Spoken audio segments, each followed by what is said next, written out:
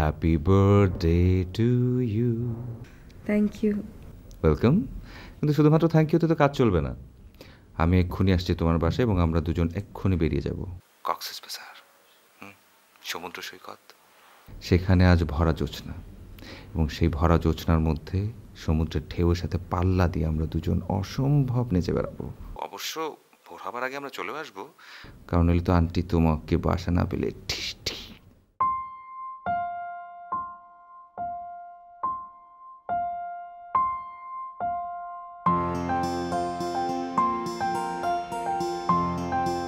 Thank you.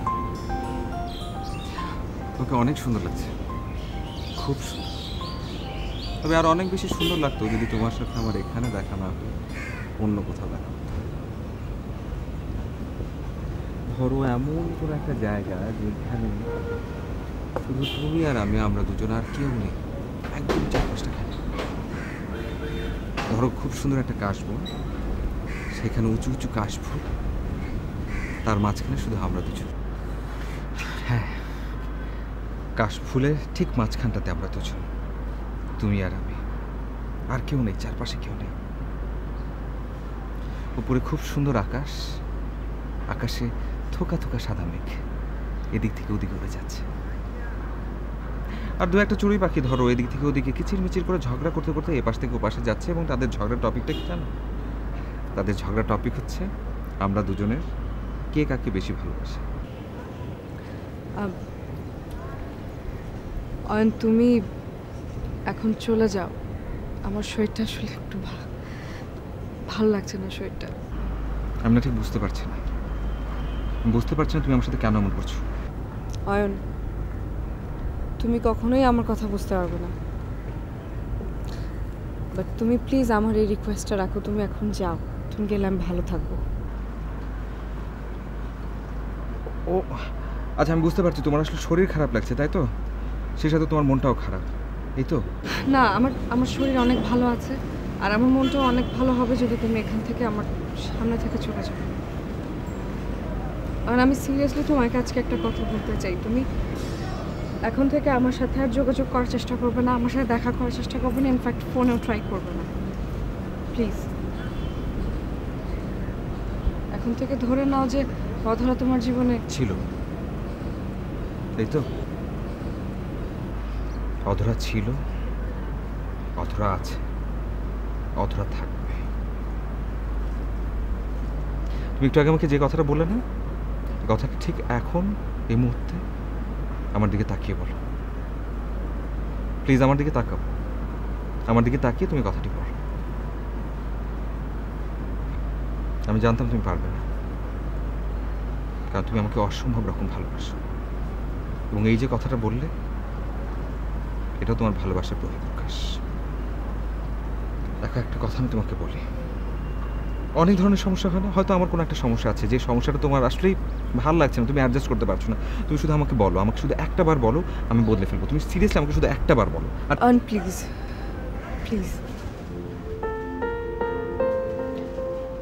তুমি এখন যাবে, আমার তোমার সাথে কথা বলতে ইচ্ছে করছে না।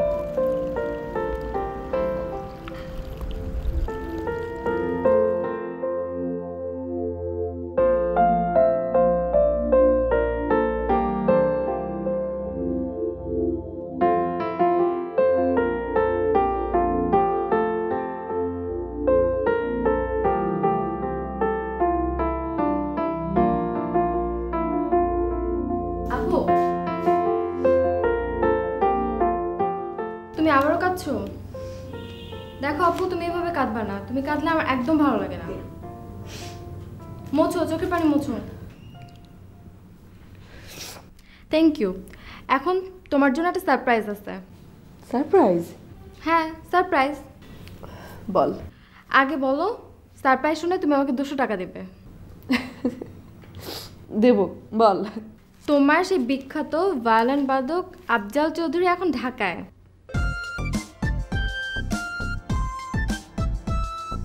মানে? হ্যাঁ, বিশ্বাস হচ্ছে না? এই দেখো।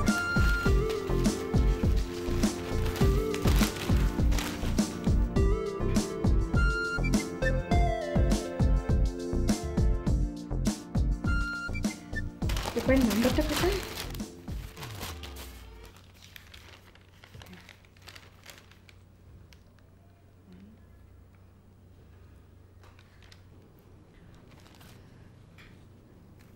হ্যালো জি, আসসালামু আলাইকুম। আমি ধানমন্ডি থেকে অধরা বলছি। জি, আপনাদের পত্রিকা পড়ে জানতে পারলাম যে আফজাল চৌধুরী এখন ঢাকায় আছেন। জি, ওনার অ্যাড্রেসটা আমার একটু দরকার, কাইন্ডলি ওনার অ্যাড্রেসটা দেবেন? না না না না, আপনাকে আমি বোঝাতে পারিনি, আসলে ওনাকে খুবই জরুরি প্রয়োজন আমার। কাইন্ডলি ওনার অ্যাড্রেসটা একটু দিতেন যদি। ভাইয়া ভাইয়া আমার দরকার, ভাইয়া কিচ্ছু করার নেই, কাইন্ডলি প্লিজ প্লিজ ওনার অ্যাড্রেসটা।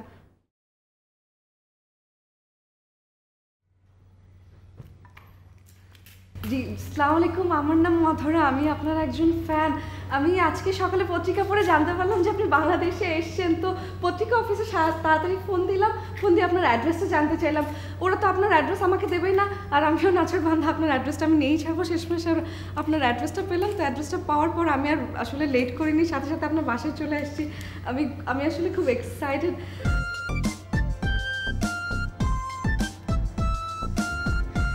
আমি বুঝতে পারছি আপনি বোধহয় আমার উপর খুব একটু বিরক্ত হচ্ছেন, কিন্তু আমার না আসলে কিছু করার নেই। আমি আপনাকে দেখে এত বেশি এক্সাইটেড যে আমরা চিন্তাই করতে পারছি না যে আপনি আমার সামনে দাঁড়িয়ে আছেন, সরি মানে আপনি আমার সামনে বসে আছেন।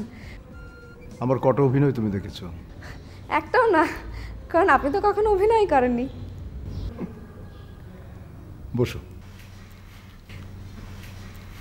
আপনার ভায়োলিনের সুর আমার খুব পছন্দের। থ্যাঙ্কস। তাহলে এই দেশে তোমার বয়সী মেয়েরা ভায়োলিন শোনে? অন্যদের কথা আমি বলতে পারবো না, তবে আমার নিজের কথা বলতে পারি। আপনার এই পর্যন্ত যতগুলো মিউজিকের সিডি আছে সবগুলো আমার কালেকশন আছে। আর কয়দিন আগে লন্ডনে আপনি একটা সলো শো করলেন না, ওই শোটাও একটা বাংলা চ্যানেলে এসেছিল, ওটা আমি ডাউনলোড করে রেখেছি। আমার যখন খুব মন খারাপ হয় তখন আমি আপনার মিউজিক শুনি। আপনার ভায়োলিনের সুর আমার মন খুব ভালো করে দেয়। আপনার যতগুলো নিউজ এসছে পত্রিকায় প্রায় সব কটাই আমি পড়ে ফেলেছি জানেন। আসলে সত্যি কথা বলতে কি, আপনাকে নিয়ে না অনেক গর্ব হয় আমার। আমাদের মতো ছোট্ট একটা দেশের শিল্পী আপনি, অথচ শুধুমাত্র এই ভায়োলিনের সুর দিয়ে আপনি পুরো বিশ্ব কাঁপিয়ে বেড়াচ্ছেন। Sorry sorry sorry sorry sorry, আসলে আমার ভুল। আমি এতক্ষণ ধরে একা একা বকবক করে যাচ্ছি, আপনাকে তো কথা বলার সুযোগই দিচ্ছি না। আসলে আপনাকে সামনে দেখে এত বেশি এক্সাইটেড আমি। তাহলে তুমিও নিশ্চয়ই খুব ভালো বাজাও? না না না না না, আমার দ্বারা কোনো ধরনের বাদ্যযন্ত্রের সুর তোলা সম্ভব না। তবে আপনার এগেনস্টে আমার কিন্তু একটা কমপ্লেন আছে। কীরকম? আপনার লাস্ট অ্যালবামটা বের হওয়ার পর একদিন আপনি বোস্টনের রাস্তা ধরে হেঁটে যাচ্ছিলেন, তখন 16-17 বছর একটা মেয়ে এসে আপনাকে ভালোবাসার প্রস্তাব দেয় এবং আপনি সেটা প্রত্যাখ্যান করেন।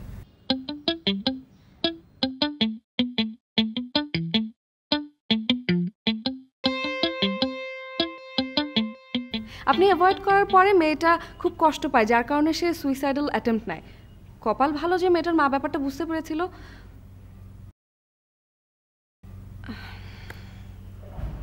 কিন্তু আমার কথা হচ্ছে, মেয়েটার সুইসাইডাল অ্যাটেম্পটটা যদি সাকসেসফুল হতো তখন আপনি কি? তুমি কি কোনো পত্রিকার সঙ্গে জড়িত?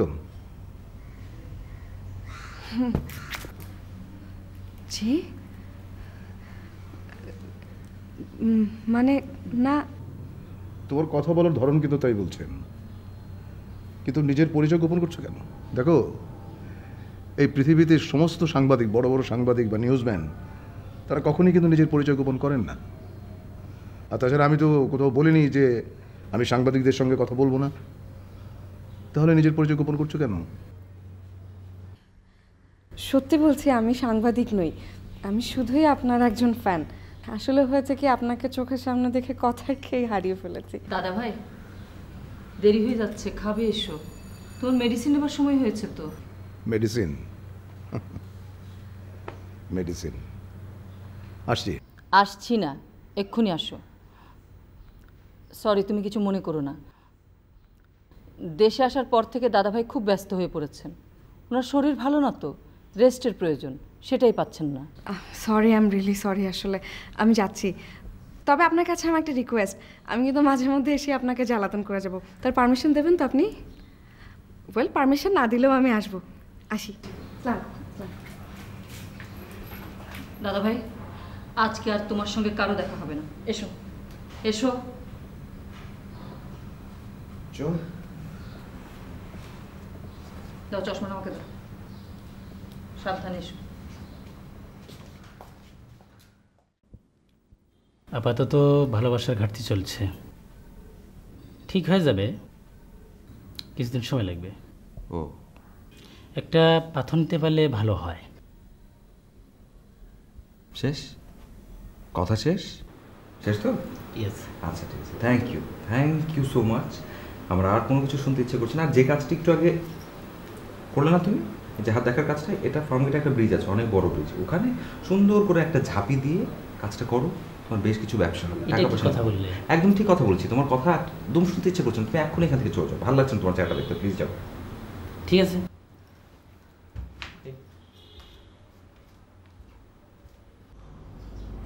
হ্যালো, জি বলছি। এই মুহূর্তে তো সময় করতে পারবো না, যে আছি আরও 2-1 মাস আছি। না না, সময় করতে পারলে আমি আপনাদেরকে জানাবো। জি জি জি, থ্যাঙ্কস, বাই।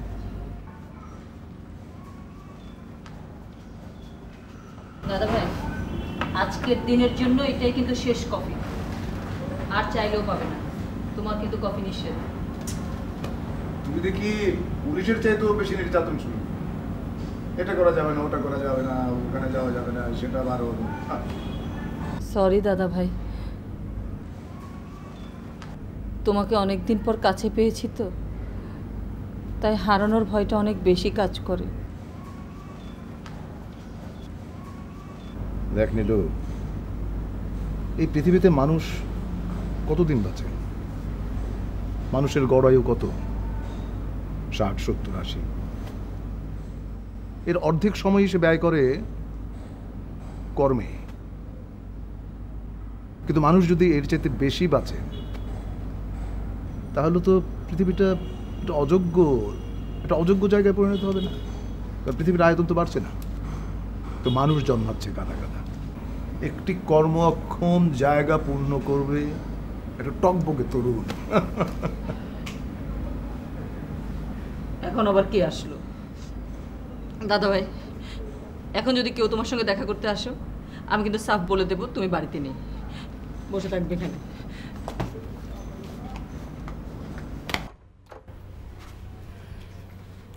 আসসালামু আলাইকুম। ওয়ালাইকুম আসসালাম।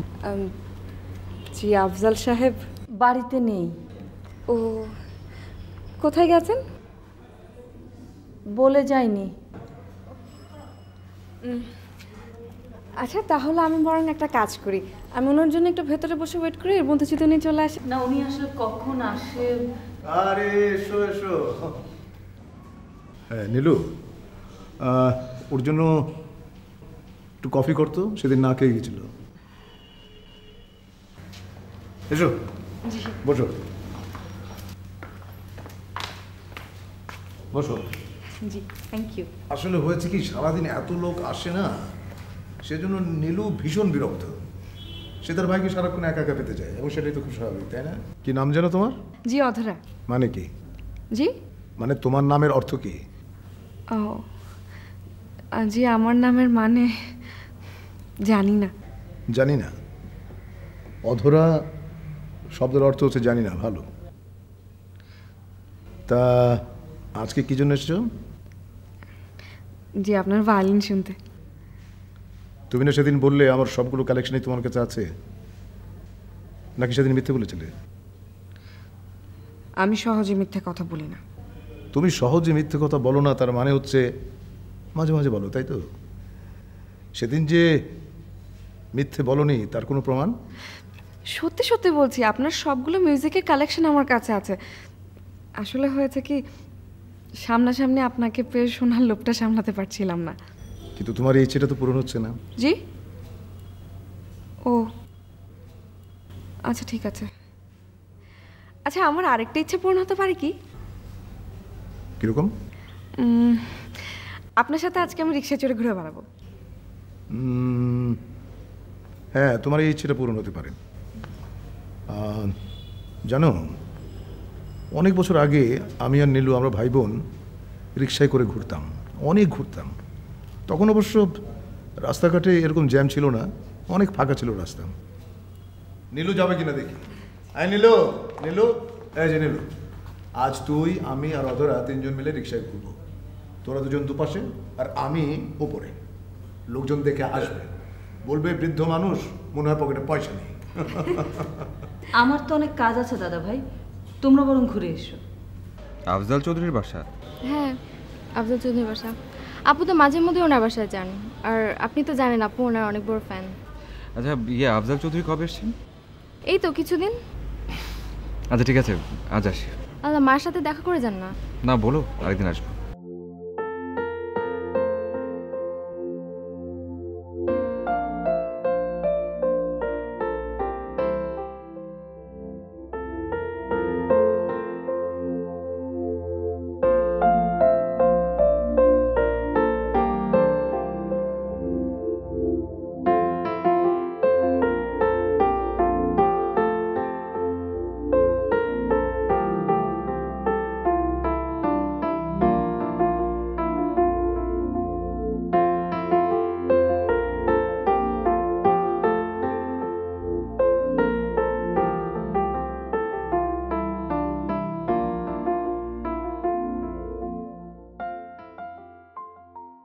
বহুদিন পর খিচুড়ি আর গরু মাংস খাচ্ছি। ডাক্তার অবশ্য বারণ আছেন, কিন্তু রান্নাটা খুব হয়েছে, খুবই ভালো। কে রান্না করেছে? তোমার মা? জি, আমি রান্না করেছি। তুমি রান্না করেছো? তুমি তো অনেক ভালো রান্না করো। তোমার হাজবেন্ড তো খেতে খেতে ইয়া মোটা হবে যে শেষকালে তাকে ওই দরজা ভেঙে ঘর থেকে বের করতে হবে। বাবু, আর একটু দে না। না দাদা ভাই, তোমার অনেক খাওয়া হয়ে গেছে, আর পাবে না। অধরা, তুমি নিচ্ছ না কেন? তোমারও কি ডাক্তারের বারণ আছে নাকি? হ্যাঁ না, আসলে হয়েছে কি, গরুর মাংসটা আমার খুব একটা পছন্দের না। বলো কি? জীবনে প্রথম শুনলাম যে কারো গরুর মাংস অপছন্দ।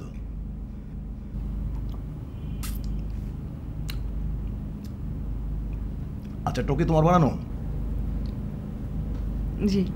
এটাও তো ফাটাফাটি। অয়নও ঠিক এই কথাটাই বলতো। অয়নকে?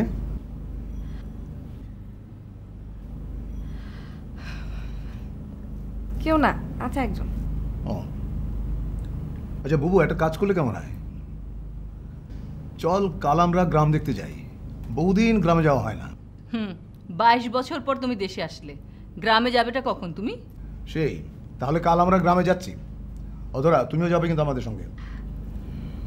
না, আমি তো যেতে পারবো না, মা যেতে দেবেন না। দাদা ভাইয়ের কথা বলবে, তাহলে মনে হয় যেতে দেবে। নাহলে আমি খাওয়ার পর তোমার মাকে ফোন করব, ঠিক আছে? শোনো, না গেলে কিন্তু মিস করবে। বিকেলবেলা ধান ক্ষেতের পাশে বসে আমি ভায়োলিন বাজাবো। ও, তাহলে তো মিস করাই যাবে না, আমি কালকে যাচ্ছি। অয়ন খুব মিস করবে। অয়নকে? ওই ছেলেটাকে নিয়ে নাও, অসুবিধা কি? আমার কাছ থেকে অয়নকে অনেক দূরে সরিয়ে দিয়েছি।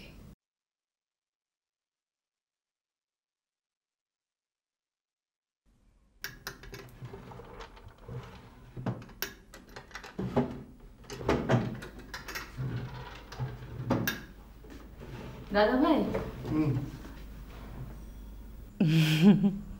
হাসছিস কেন? তুমি হঠাৎ করে পাঞ্জাবি পরলে তো। না মানে গ্রামে যাচ্ছি তো, ভাবলাম একটু দেশি পোশাক পরি। ভালো লাগছে। তুই এখনো রেডি হসনি কেন? দাদা ভাই, আমার যাওয়া হবে না। কেন? আবির ফোন করেছিল, ওর এক বন্ধু আজকে ঢাকায় আসবে, এই বড় একটা ফর্দের কথা বলেছে। বলেছে ওগুলি রান্না করে ওর জন্য পাঠাতে। নিজে রান্না খেতে খেতে নাকি ওর অরুচি লাগছে। আচ্ছা, অধর আসছে না কেন? দেরি হয়ে যাচ্ছে তো। তোদের নিয়ে এক সমস্যা, মানে সময় জ্ঞান বললে কিছু নেই। একটা ফোন করে দেখো না, এটা সমস্যাও তো হতে পারে।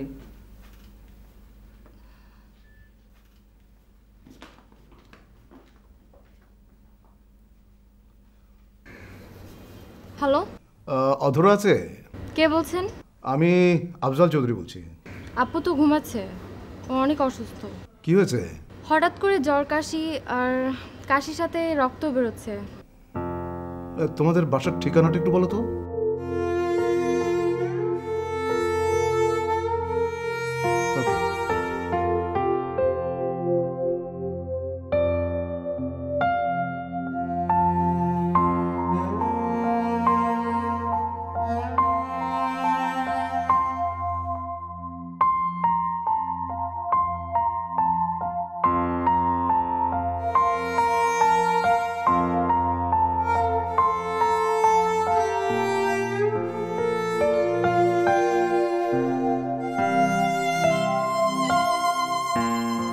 বাসায় আর কেউ নেই?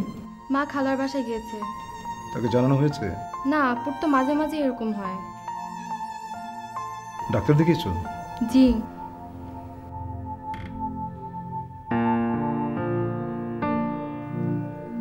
প্রেসক্রিপশনটা দেখি।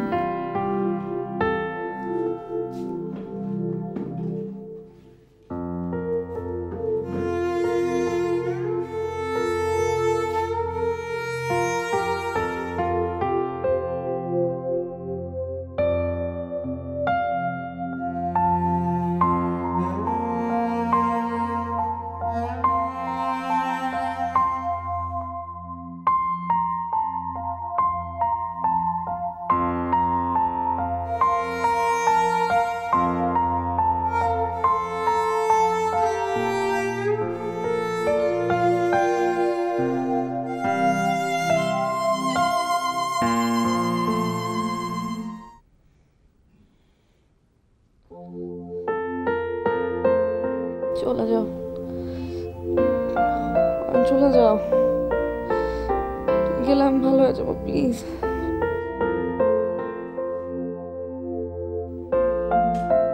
আচ্ছা, অয়ন কে? অয়ন আপুর বন্ধু। ওরা দুজন দুজনকে অনেক ভালোবাসতো, কিন্তু এখন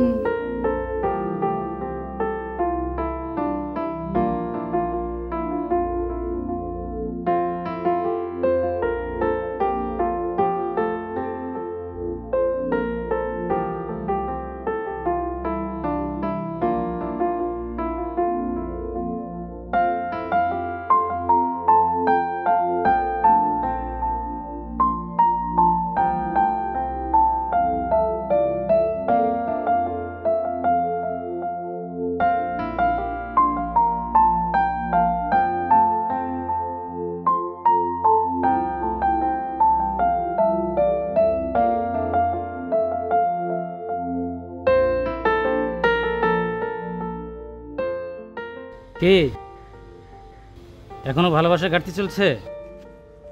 তোমারে এত করে বললাম যে একটা পাথর নাও, তুমি আমার কথা শুনলে না। ঠিক আছে, নাও এই আংটিটা, এটা পড়লে সব ঠিক হয়ে যাবে।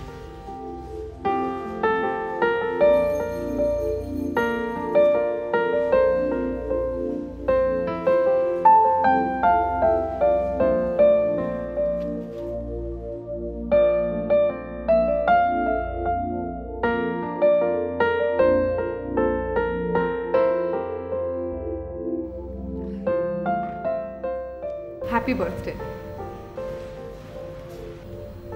আজকে আমার জন্মদিন নাকি? আমি তো ভুলেই গেছিলাম। সেদিন আমি আমার নামের মানে ভুলে গেছিলাম, আর আজকে আপনি আপনার বার্থডে, দুই ভুলে কাটাকাটি। এখন কি তুমি তোমার নামের অর্থ জানো? জানি। কি অর্থ?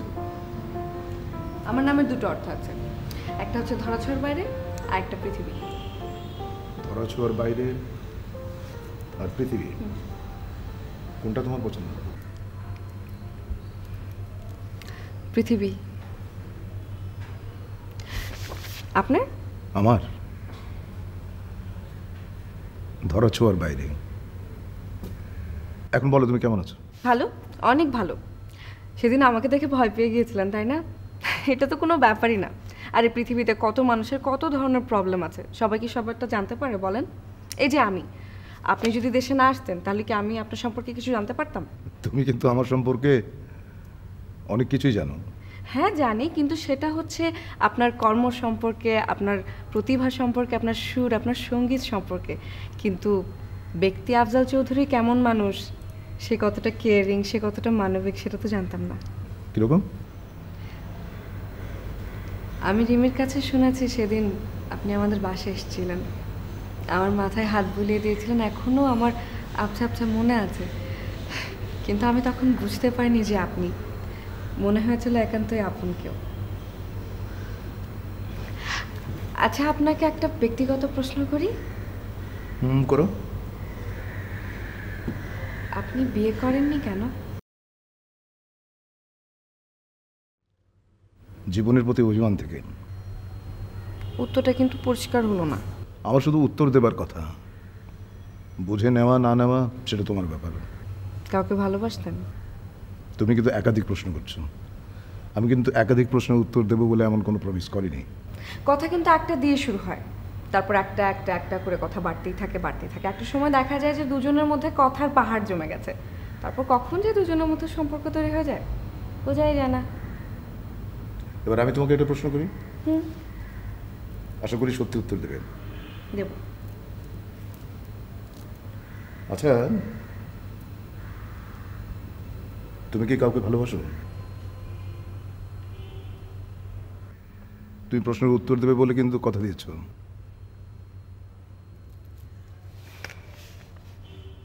বাসি। কাকে? জানাটা কি খুব জরুরি? মনে হয় জরুরি।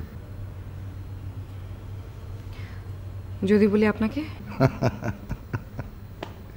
আমার সব ভক্তরাই তাই বলে। আমি কিন্তু আপনার আর 5টা ভক্তের মতো নই। ভক্তরা এই কথাটাও বলে। কেন? আমি কি আপনাকে ভালোবাসতে পারি না? তুমি খুব সূক্ষ্মভাবে একটি সত্যকে আড়াল করে যাচ্ছ। আমি মিথ্যে কথা বলছি না। আমি তো বলিনি তুমি মিথ্যে বলছো। তুমি অয়নকে ভালোবাসো না? চুপ করে থেকো না। চুপ করে থাকাটা কোনো সমাধান নয়। বাসতাম। এখন ভুলে যেতে চাইছি। পারছো? পারছো না তো। তাকে ভালোবাসো বলেই ভুলে যেতে পারছো না। অযথা কেন কষ্ট তৈরি করছো? কষ্টের পাহাড় দূর করব বলে? দেখো অধরা, জীবনটা কোনো বয়ে যাওয়া নদীর মতো না।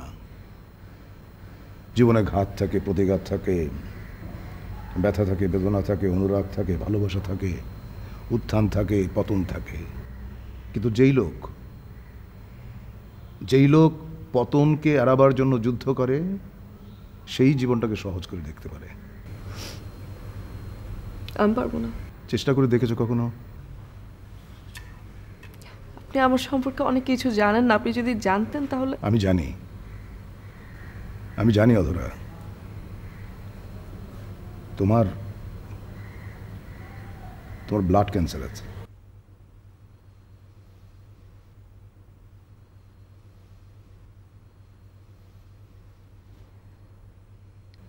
সেদিন তোমাদের বাসায় প্রেসক্রিপশনটা দেখেই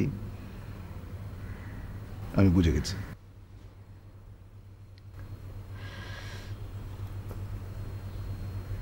আমি অয়নকে অনেক ভালোবাসি, অনেক ভালোবাসি। কিন্তু আমি যেদিন জানতে পারলাম যে এই পৃথিবী ছেড়ে আমাকে অনেক তাড়াতাড়ি চলে যেতে হবে, তখন মনে হলো যে অয়নকে কষ্ট দেওয়াটা বোধহয় ঠিক হবে না। জানেন, অয়নও আমাকে অনেক ভালোবাসে, কিন্তু আমি কি করব বলুন? আমি এই পৃথিবী ছেড়ে গেলে, আমি চলে গেলে ও কাকে নিয়ে থাকবে? ওকে নিয়ে থাকবে। তাই আমি ডিসিশন নিলাম যে ওকে অ্যাভয়েড করব,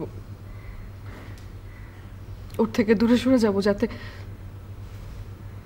যাতে ও আমাকে ভুলে যায়। দেখো অধরা, একটা কঠিন সত্য তোমাকে আমি বলি। এক জীবনে মানুষের সব স্বপ্ন পূরণ হয় না, কোনো মানুষেরই হয় না। জীবনটা এরকমই, এটা তোমাকে মেনে নিতে হবে।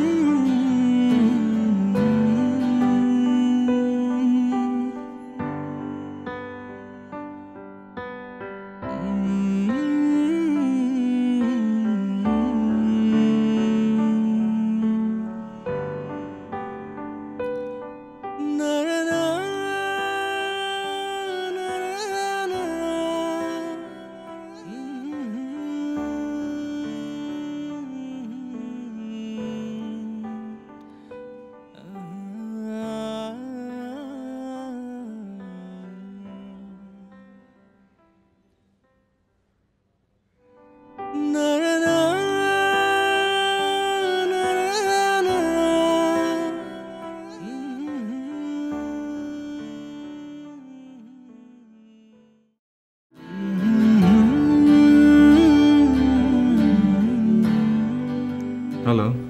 আমি কি অয়নের সঙ্গে একটু কথা বলতে পারি? জি বলছি, আপনি কি বলছেন? আমি আফজাল চৌধুরী। বলেন। তুমি কি এখন আমার বাসায় একটু আসতে পারবে? আমি আপনার বাসায়? কেন? একটু জরুরি কাজ ছিল।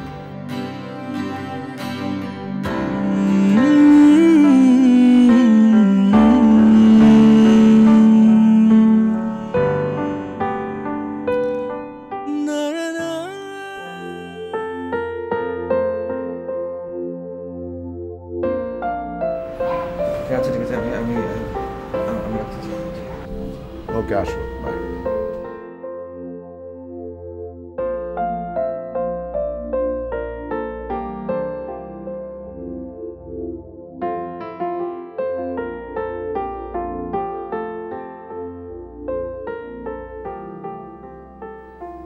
ক্যান্সার সম্পর্কে তো আপনি অনেক কিছুই জানেন। ওর কন্ডিশন কি বলুন তো? প্রাথমিক পর্যায়ে আমাদের মেডিকেল সায়েন্সের ভাষায় এটাকে বলে লিম্ফোমা। মেয়েটিকে ইমিডিয়েটলি কেমো দিতে হবে, তারপর যেতে হবে অন্য ট্রিটমেন্টে। এর জন্য অনেক টাকার দরকার। তাহলে তো আমার মনে হচ্ছে যে প্রপার ট্রিটমেন্ট পেলে ও টোটালি রিকভার করবে। সম্ভব, তবে আমাদের এখানে তো হবে না। ইমিডিয়েটলি ওকে দেশের বাইরে কোথাও নিয়ে যেতে হবে।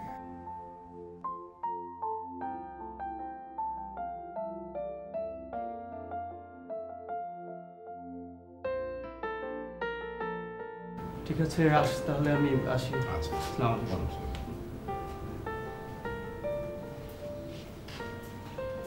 দেখো অয়ন, অধরা তোমাকে অনেক ভালোবাসে। কত ভালোবাসে তুমি সেটা কল্পনাও করতে পারবে না। ও যখন জেনে গেল যে ও আর বেশি দিন বাঁচবে না, তখন সে তোমাকে অ্যাভয়েড করতে শুরু করলে এই জন্যে যে ও যখন এই পৃথিবীতে থাকবে না তখন যেন তুমি কষ্ট কম পাও। কি সব ছেলে মানুষই খেয়াল। আমি চাই তুমি অধরাকে অনেক অনেক বেশি ভালোবাসবে।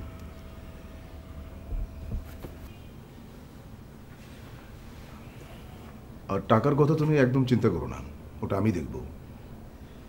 তোমার কাজ হচ্ছে অধরাকে ভালোবাসা।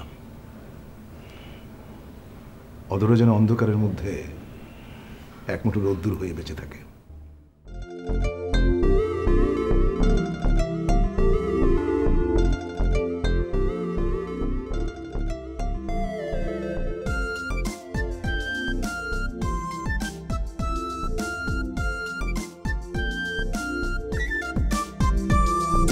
ছাড়া লাগে না কিছু ভালো, তুমি ছাড়া সব কিছু লাগে এলোমেলো। সবাই বলে ভালোবাসি, আমি বলি আমি একটু বেশি। সবাই বলে ভালোবাসি,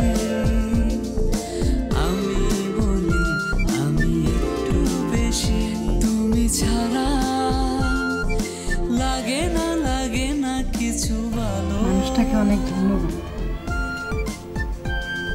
তার কল্যাণে আজকে আমি দেশে ফিরে আসতে পেরেছি, তোমার সামনে জীবিত হয়ে। কিন্তু যিনি আমাকে বাঁচিয়ে দিলেন সে মানুষটাই গত পরশু চলে গেছেন আমাদের সবাইকে ছেড়ে। এই মানুষটির দেহ ক্যান্সার বাসা বেঁধেছিল, ব্রেন ক্যান্সার।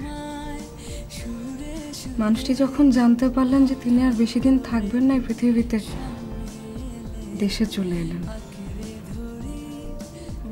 একটা অতৃপ্তি থেকে যে দেশের জন্য তার কিছুই করা হয়নি। অয়ন মারা যাবার আগে উনি ওনার সমস্ত সম্পত্তি উইল করে গেছেন ক্যান্সার আক্রান্ত রোগীদের জন্য। মহান মানুষটা তার জীবনের সমস্ত সমস্ত প্রাপ্তি দিয়ে গেছেন ক্যান্সার রোগীদের জন্য। অধরা, একজন মানুষ সারাটা জীবন বেঁচে থাকে না, সে বেঁচে থাকে তার কর্মে। তিনি যে গুরু দায়িত্ব আমাদের দিয়েছেন, তার মাধ্যমে তিনি প্রতিটি মানুষের হৃদয় আজীবন বেঁচে থাকবে।